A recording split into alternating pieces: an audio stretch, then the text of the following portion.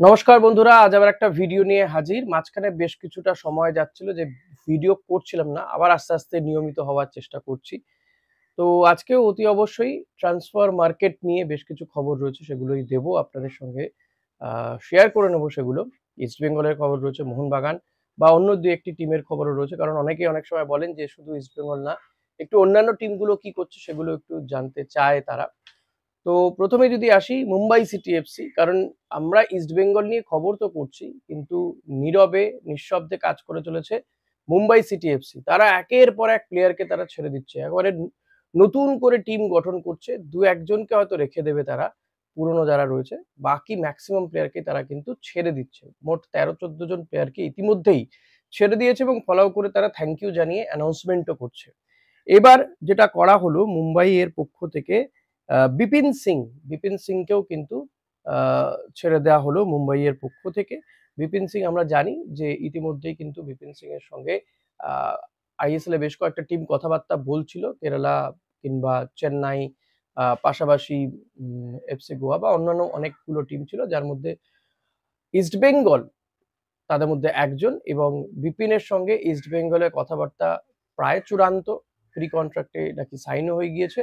এখন হয়তো ইস্ট বেঙ্গলের থেকে, যেহেতু মুম্বাইয়ের পক্ষ থেকে অ্যানাউন্স করে দেওয়া হচ্ছে যে তারা বিপিনকে ছেড়ে দিচ্ছে, এবার হয়তো ইস্ট বেঙ্গলের পক্ষ থেকে অ্যানাউন্স করে জানিয়ে দেওয়া হবে যে এই বছর ৩০-এর প্লেয়ারটিকে ইস্ট বেঙ্গল নিচ্ছে। এবার আসা যাক আরেকটা বিষয়, মেহতাবকে নিয়ে অনেক কথা হচ্ছে। মেহতাবের ট্রান্সফার মানি চাওয়া হয়েছে মুম্বাই সিটি এফসির পক্ষ থেকে প্রায় ৩ কোটি টাকা। মোহনবাগান কিন্তু সেই টাকাটাও দিয়ে দেবে বলে রাজি হয়েছে। মেহতাব যেটা চাইছে সেটাতেও তারা রাজি। মেহতাবের যা স্যালারি সেটাও চাইছে যারা। ইস্টবেঙ্গল তো মোটামুটি রেস থেকে আপাতত দূরে সরে গিয়েছে। কারণ ইস্টবেঙ্গলের একটা অভিযোগ যে মেহতাবের যে এজেন্ট তারা প্রফেশনাল অ্যাটিটিউড তারা দেখাচ্ছে না। কারণ তাদের যদি মনে হয় যে মোহনবাগানের সঙ্গে চুক্তি সম্পন্ন হয়ে গিয়েছে বা মোহনবাগানের দিকেই মোটামুটি নিশ্চিত হয়ে গেছে যে মেহতাব মোহনবাগানে যাবে, তাহলে সেটা জানিয়ে দিতে পারে তারা ফোন ধরে। বাট যেটা জানা যাচ্ছে যে সেটা তারা করছে না, বরং ফোনটাই ধরছে না। মেহতাব তো দেশের হয়ে খেলতে গিয়ে তিনি রয়েছেন। ফলত এই সময়ই তো এজেন্টদের ভূমিকা যে তারা গোটা বিষয়টি ডিল করবে।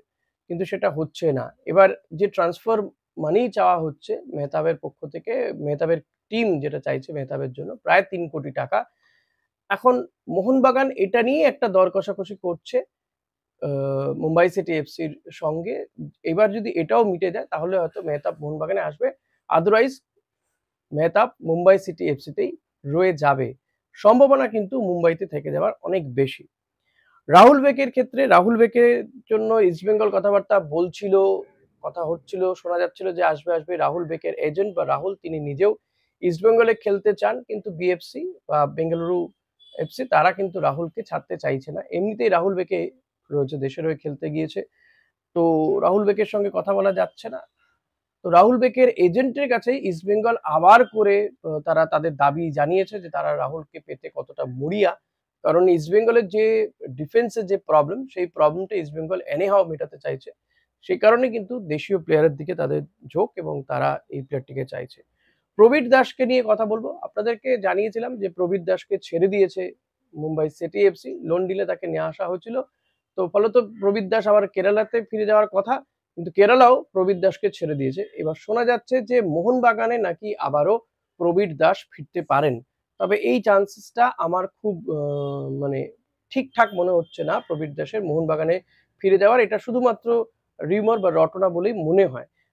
মোহনবাগান এই কাঁচা কাজটা করবে বলে মনে হচ্ছে না। কারণ প্রবীর দাস গত সিজনে খুব বেশি ম্যাচ খেলার সুযোগই পায়নি। মুম্বাই সিটি এফসি নিয়েছিল লোন ডিলে, কিন্তু সেখানেও খুব বেশি ম্যাচ খেলার সুযোগ সে পায়নি। ফলত এমন একজন প্লেয়ারকে মোহনবাগান নেবে বলে আমার মনে হয় না। এবার যেহেতু মুম্বাই সিটি এফসি মেহতাবের জন্য ৩ কোটি টাকা রেখেছে, মোহনবাগানও দুজন প্লেয়ারকে তারা ট্রান্সফার মার্কেটে অ্যাভেলেবল করে দিয়েছে, যার মধ্যে অন্যতম আশিক কুরেনিয়ান। আশিকের যে চোট প্রবণতা, সে কারণে কিন্তু মোহনবাগান তাকে রাখতে চাইছে না, যদিও তার ১ বছর চুক্তি এখনো রয়েছে। এই কারণে যেটা শোনা যাচ্ছে মোহনবাগান নাকি এই আশিক কুরেনিয়ানের জন্য ৫ কোটি টাকা ট্রান্সফার ভ্যালু রেখেছে ৫ কোটি টাকা। এবং তাদের বক্তব্য যে মেহতাব যদি ৩ কোটি টাকা রাখতে হয়, মেহতাবের জন্য যদি ৩ কোটি টাকা রাখা যেতে পারে, তাহলে আশিকের জন্য কেন ৫ কোটি টাকা নয়? কারণ হি ইজ আ সিনিয়র। তো মেহতাব এবং আশিকের মধ্যে আশিক সিনিয়র, ভারতীয় দলে খেলার ক্ষেত্রেই হোক বা তার অভিজ্ঞতা অনেক বেশি এবং আ অনেক বেশি গুরুত্বপূর্ণ প্লেয়ারও বটে। কিন্তু আশিকের একটা বড় ব্যাপার যে বড় বেশি চোট পায় এবং চোট পাওয়ার জন্য মোহনবাগান তার পাশেও ছিল। মোহনবাগানের বক্তব্য যে তারা এই যখন আশিক কুরিনিয়ান চোট পেয়ে মাঠের বাইরে ছিল, তারা তো তাকে সেলারি দিয়ে গিয়েছে।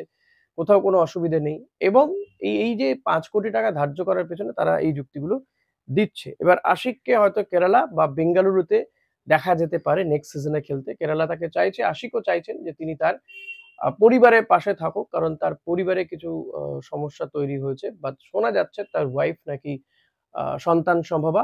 তো সে কারণে তিনি তার পরিবারের পাশে থাকতে চাইছেন। তো কেরালাতে চলে যেতে চাইছেন আশিক কুরিনিয়ান তিনি নিজেও।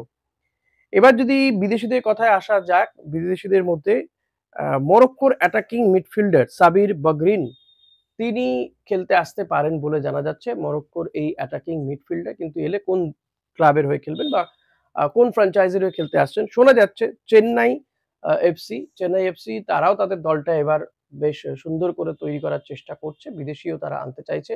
মরক্কো থেকেই আবার একটা প্লেয়ার আসতে চলেছে যদি সবকিছু ঠিকঠাক থাকে। আমরা জানি নোয়া সাদুই বা আলাদিন আজারাইদের কথা আমরা জানি যে এরা কতটা গুরুত্বপূর্ণ ভূমিকা নিয়েছে এদেশে খেলতে এসে তাদের সংশ্লিষ্ট দলগুলোর হয়ে কতটা ছাপ রেখেছে। সে কারণেই আবারও একজন মরক্কো ফুটবলারের দিকে নজর। আর এবার এই সাবির বগরিন তার দিকে নজর রেখেছে চেন্নাই এফসি। ২৭ টা ম্যাচ খেলেছে গত সিজনে, ৪ টে অ্যাসিস্ট রয়েছে এই অ্যাটাকিং মিডিওর। ৳৫.৬ কোটি তার মার্কেট ভ্যালু এই মুহূর্তে রয়েছে। হাভি হার্নান্ডেজ ৩৫ বছর বয়সী এই স্প্যানিশ ফুটবলার তাকে কিন্তু শোনা যাচ্ছে যে জামশেদপুর তাকে ছেড়ে দিতে পারে। তো নর্থ ইস্ট বা চেন্নাই এফসি তে খেলতে যেতে পারেন এই হাভি হার্নান্ডেজ। তাকে খেলতে দেখা যেতে পারে নেক্সট সিজনে। এবার এই হাভি হার্নান্ডেজকে ছেড়ে দেওয়া হবে। জামশেদপুর তার পরিবর্তে কাকে নিচ্ছে সেটা এখনো পর্যন্ত ক্লিয়ার নয়। এবার যদি ইস্ট বেঙ্গলের খবরের দিকে আসা যাক, আপনাদেরকে গতকালও একটা ভিডিওতে জানিয়েছি যে ইস্ট বেঙ্গল একজন আফ্রিকান উইঙ্গার বা আফ্রিকান স্ট্রাইকারের দিকে নজর রেখেছে। এর পাশাপাশি বাটনার দিকেও কিন্তু ইস্ট বেঙ্গলের নজর আছে। সৌদি প্রো লিগে খেলা এই বাটনা এবং ৩৪ বছর বয়সী এই উইঙ্গারটির দিকেও কিন্তু বা সেকেন্ড স্ট্রাইকারের দিকেও ইস্ট বেঙ্গলের নজর রয়েছে। কথাবার্তা চলছে বলে জানা যাচ্ছে। বাট এদের মধ্যে একজনকে কিন্তু প্রি কন্ট্রাক্ট পেপারও নাকি ইস্ট বেঙ্গল পাঠিয়ে দিয়েছে। কিন্তু সেটা কে? সেটা কিন্তু পরিষ্কার নয়। কারণ ইস্ট বেঙ্গল অত্যন্ত গোপন ভাবে গোটা বিষয়টি ডিল করতে চাইছে। কারণ এর আগে কয়েকটা ক্ষেত্রে দেখা গিয়েছে ডিল ডানের ক্ষেত্রে ডিল ডান হয়েও গিয়েও শেষ মুহূর্তে ভেস্তে গিয়েছে। সেই কারণে এই বিষয়টি এখনই প্রকাশ্যে নিয়ে আসতে তারা চাইছে না। পাশাপাশি একজন স্টপারেরও খোঁজ চলছে। শোনা যাচ্ছে একজন সেন্টার ব্যাককেও নাকি ইস্ট বেঙ্গল তারা তাদের যে প্রি কন্ট্রাক্ট সেটা পাঠিয়ে দিয়েছে। আর কয়েকদিন গেলে হয়তো বিষয়গুলো আরেকটু পরিষ্কার হবে। প্রি কন্ট্রাক্ট পেপারে যদি তারা সাইন করে দেয়, দেন হয়তো কিছু জানা মানে কনফার্ম জানা গেলেও জানা যেতে পারে যে যেমন ইস্ট বেঙ্গলের ব্রাজিলের মিগুয়েল আ নিশ্চিত হয়ে গিয়েছে। পাশাপাশি প্যালেস্তাইনের মোহাম্মদ রশিদ নিশ্চিত হয়ে গিয়েছে। তেমন আরো ২ জন বিদেশি কারা নিশ্চিত হলো সেটাও পরিষ্কার হয়ে যাবে বলে আমার তো মনে হয়। আশা করি এই ভিডিওটা আপনাদের ভালো লেগেছে। ভিডিওটা ভালো লাগলে যেটা করতে হয় সেটা করবেন। লাইক, কমেন্ট, শেয়ার করতে ভুলবেন না। কমেন্ট তো অতি অবশ্যই করবেন। আর চ্যানেলে নতুন হলে সাবস্ক্রাইব করে নিতে ভুলবেন না। আমার আরেকটি চ্যানেল অরিন নিউজ সেখানে ফুটবল সহ অন্যান্য রাজনৈতিক বিষয় নিয়ে আলোচনা হয়। তো চাইলে আপনারা সেই চ্যানেলটির দিকেও নজর রাখতে পারেন, পাশে থাকতে পারেন, সাবস্ক্রাইব করতে পারেন। Thank you.